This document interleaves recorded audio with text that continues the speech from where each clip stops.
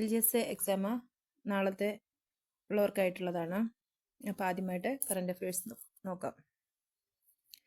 കേന്ദ്ര സാഹിത്യ അക്കാദമി 2024 ബാലസാഹിത്യ പുരസ്കാരം നേടിയത്. 2024 കേന്ദ്ര സാഹിത്യ അക്കാദമി ബാലസാഹിത്യ പുരസ്കാരം നേടിയത് ഉണ്ണി അമയമ്പലം. അപ്പോൾ 2024 കേന്ദ്ര സാഹിത്യ അക്കാദമി ബാലസാഹിത്യ പുരസ്കാരം നേടിയത് ഉണ്ണി അമയമ്പലം. 2024 ICC 2020 ലോകകപ്പ് ഫൈനൽ മത്സരവേദി ഏത് രാജ്യത്തായിരുന്നു? 2024 ICC 2020 ലോകകപ്പ് ഫൈനൽ മത്സരവേദി ഏത് രാജ്യത്തായിരുന്നു? ബാർബഡോസ്.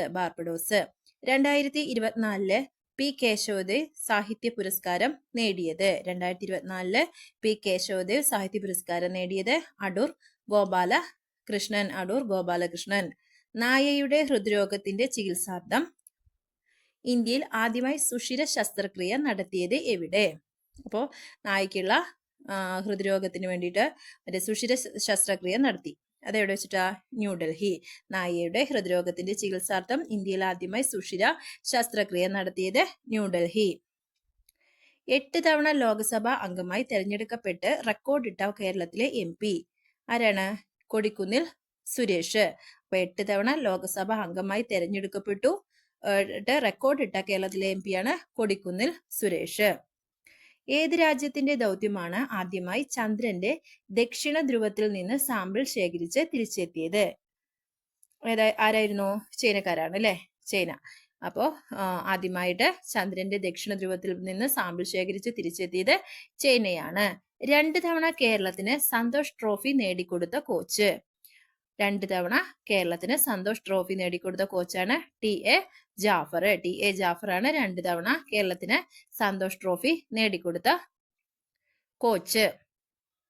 വയനാട്ടിലെ മുണ്ടകൈ ചൂരൽമല ഉരുൾപൊട്ടൽ ദുരന്തം സംഭവിച്ചത് എന്ന്? 2024 ജൂലൈ 30 പുലർച്ചെ 12:45-നും 4-നും ഇടയിലാണ് കേട്ടോ. അപ്പൊ 2024 ജൂലൈ 30 പുലർച്ചെ 12:45-നും 4-നും ഇടയിലാണ്. അപ്പൊ വയനാട്ടിലെ മുണ്ടകൈ ചൂരൽമല ഉരുൾപൊട്ടൽ ദുരന്തം സംഭവിച്ചത് എപ്പോഴാണ്? 2024 ജൂലൈ 30 പുലർച്ചെ 12:45-നും 4-നും ഇടയിൽ. ഹമാസിന്റെ രാഷ്ട്രീയ സ്വകാര്യ മേധാവി ഇസ്മായിൽ ഹനിയ കൊല്ലപ്പെട്ടത് എവിടെ വെച്ച്? ഇസ്മായിൽ ഹനിയ കൊല്ലപ്പെട്ടത് ടെഹ്റാൻ എവിടെയാണ്? ഇറാനിലാണ് അല്ലെ? അപ്പോ ഹമാസിന്റെ രാഷ്ട്രീയ സ്വകാര്യ മേധാവി ഇസ്മായിൽ ഹനിയ കൊല്ലപ്പെട്ടത് ടെഹ്റാൻ. ഇനി കുറച്ച് SCERT നോക്കാം. ബംഗ്ലാദേശിൽ ബ്രഹ്മപുത്ര അറിയപ്പെടുന്നത് ജമുന.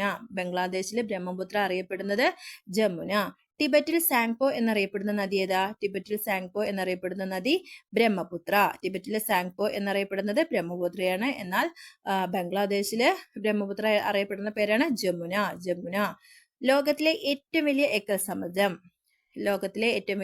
എക്കൽ സമതലമാണ് സിന്ധു ഗംഗ ബ്രഹ്മപുത്ര സമതലം അല്ലെ? അപ്പൊ ലോകത്തിലെ ഏറ്റവും വലിയ എക്കൽ സമതലമാണ് സിന്ധു ഗംഗ ബ്രഹ്മപുത്ര സമതലം. ഡെക്കാൻ പീഠഭൂമിയിൽ കാണപ്പെടുന്ന ആഗ്നേയശിലയാണ് ബസാൾട്ട്. ട്രോപ്പോപാസിലൂടെയുള്ള അതിശക്തമായ വായുപ്രവാഹം ജെറ്റ് പ്രവാഹം. പശ്ചിമ അസ്വസ്ഥതയെ ഇന്ത്യയിൽ എത്തിക്കുന്നത് ഏതാണ്? Jet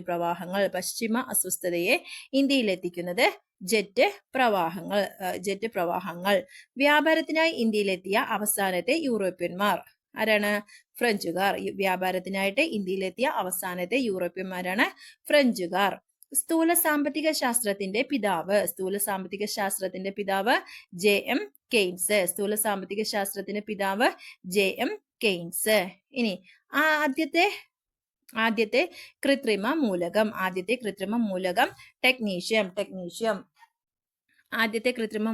technetium. മനുഷ്യന്റെ ദഹന പ്രക്രിയയിൽ രാസാഗ്നികൾക്ക് പ്രധാന പങ്കുണ്ട്. മാംസ്യത്തിന്റെ ദഹനത്തെ സഹായിക്കുന്ന ആഗ്നേയരസത്തിലെ രാസാഗ്നി ട്രിപ്സിൻ.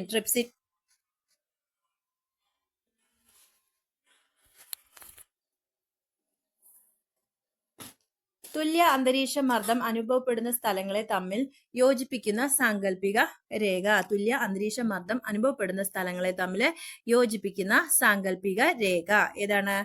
ഐസോബാർ. തുല്യ അന്തരീക്ഷ മർദ്ദം അനുഭവപ്പെടുന്ന സ്ഥലങ്ങളെ തമ്മിൽ യോജിപ്പിക്കുന്ന സാങ്കല്പിക രേഖയാണ് ഐസോബാർ. ഐസോബാർ തുല്യ അന്തരീക്ഷ മർദ്ദം അനുഭവപ്പെടുന്ന സ്ഥലങ്ങളെ തമ്മിൽ യോജിപ്പിക്കുന്ന സാങ്കല്പിക രേഖയാണ് ഐസോബാർ. ഇനി കുറച്ച് മുൻവർഷ ചോദ്യങ്ങൾ നോക്കാം. കൈക്കൂലിക്കാരായ ഉദ്യോഗസ്ഥരെ കുടുക്കാൻ വേണ്ടിയിട്ട് ഉപയോഗിക്കുന്ന രാസവസ്തുവാണ് ഫിനോഫ്തലിൻ. ഫിനോഫ്തലിൻ. ഓക്കെ, അടുത്തത് അത്ഭുത ഔഷധം എന്നറിയപ്പെടുന്നത്. അത്ഭുത ഔഷധം ഏതാണ്? ആസ്പിരിൻ. അത്ഭുത ഔഷധം ആസ്പിരിൻ. ഓയിൽ ഓഫ് വിട്രിയോൾ എന്നറിയപ്പെടുന്നത് ഏതാ? Oil of vitriol. Oil of vitriol പറഞ്ഞ sulphuric acid. Sulphuric acid. Vitamin C ഏതാ? Vitamin C ascorbic acid. Vitamin C ascorbic acid. Nitric acid നിർമ്മിക്കുന്ന പ്രക്രിയ. നൈട്രിക് ആസിഡ് നിർമ്മിക്കുന്ന പ്രക്രിയ ഓസ്റ്റ്വാൾഡ് പ്രക്രിയ. നൈട്രിക് ആസിഡ് നിർമ്മിക്കുന്ന പ്രക്രിയയാണ് ഓസ്റ്റ്വാൾഡ് പ്രക്രിയ. സ്വർണത്തിന്റെ ശുദ്ധത പരിശോധിക്കാൻ ഉപയോഗിക്കുന്ന ആസിഡ്. സ്വർണത്തിന്റെ ശുദ്ധത പരിശോധിക്കാൻ ഉപയോഗിക്കുന്ന ആസിഡാണ് നൈട്രിക് ആസിഡ്. സ്വർണത്തിന്റെ ശുദ്ധത പരിശോധിക്കാൻ ഉപയോഗിക്കുന്ന ആസിഡ് നൈട്രിക് ആസിഡ്. ഇനി പാലിൽ അടങ്ങിയിരിക്കുന്ന ആസിഡ്. പാലിൽ അടങ്ങിയിരിക്കുന്നത് ഏതാ? Lactic acid. പാലിൽ അടങ്ങിയിരിക്കുന്നത് ലാക്റ്റിക് ആസിഡ്. എന്നാൽ രാസവസ്തുക്കളുടെ രാജാവ് ഏതാ? രാസവസ്തുക്കളുടെ രാജാവ് സൾഫ്യൂരിക് ആസിഡ്. രാസവസ്തുക്കളുടെ രാജാവ് സൾഫ്യൂരിക് ആസിഡ്. കാലാവസ്ഥാ ബലൂണുകളിൽ ഉപയോഗിക്കുന്ന ഉത്കൃഷ്ടവാതകം. കാലാവസ്ഥാ ബലൂണുകളിൽ ഉപയോഗിക്കുന്ന ഉത്കൃഷ്ടവാതകം ഏതാണ്? ഏതാണ്? ഹീലിയം. ഹീലിയം. കാലാവസ്ഥാ ബലൂണുകളിൽ ഉപയോഗിക്കുന്ന ഉത്കൃഷ്ടവാതകമാണ് ഹീലിയം. ഇനി പീരിയോഡിക് ടേബിളിലെ 18ാം ഗ്രൂപ്പിലെ മൂലകങ്ങൾ അറിയപ്പെടുന്നത്. പീരിയോഡിക് ടേബിളിലെ 18ാം ഗ്രൂപ്പിലെ മൂലകങ്ങൾ അറിയപ്പെടുന്നത് ഉത്കൃഷ്ടവാതകങ്ങൾ. ഉത്കൃഷ്ടവാതകങ്ങൾ. കണ്ണാടിയുടെ പുറകുവശത്ത് പുരട്ടുന്ന സംയുക്തം. കണ്ണാടിയുടെ പുറകുവശത്ത് പുരട്ടുന്ന സംയുക്തമാണ് ടിൻ അമാൽഗം. Tin amalgam. കണ്ണാടിയുടെ പുറകുവശത്ത് പുരട്ടുന്ന സംയുക്തമാണ് ടിൻ അമാൽഗം. ഒരു പദാർത്ഥത്തിന്റെ രാസപരമായ ഏറ്റവും ചെറിയ കണിക ഏതാണ്? ആറ്റം. ഒരു പദാർത്ഥത്തിന്റെ രാസപരമായ ഏറ്റവും ചെറിയ കണികയാണ് ആറ്റം. രസതന്ത്രത്തിന്റെ പിതാവ്. രസതന്ത്രത്തിന്റെ പിതാവ് റോബർട്ട് ബോയിൽ. പ്രോട്ടോൺ കണ്ടെത്തിയത് ആരാ? Ernest Rutherford. പ്രോട്ടോൺ കണ്ടെത്തിയത് ഏണസ്റ്റ് റൂദർഫോർഡ്. ആറ്റത്തിന് ചാർജ് ലഭിക്കുന്നത് ഏതവസ്ഥയിലാണ്? ആറ്റത്തിന് ചാർജ് ലഭിക്കുന്നത് പ്ലാസ്മ അവസ്ഥയിൽ. ആധുനിക ആറ്റോമിക ചിന്തയുടെ പിതാവ്. ആധുനിക ആറ്റോമിക ചിന്തയുടെ പിതാവ് ഡെമോക്രാറ്റസ്. ഡെമോക്രാറ്റസ്. ഇനി രസതന്ത്രത്തിന്റെ പിതാവ്. രസതന്ത്രത്തിന്റെ പിതാവ് റോബർട്ട് ബോയിൽ. രസതന്ത്രത്തിന്റെ പിതാവ് റോബർട്ട് ബോയിൽ.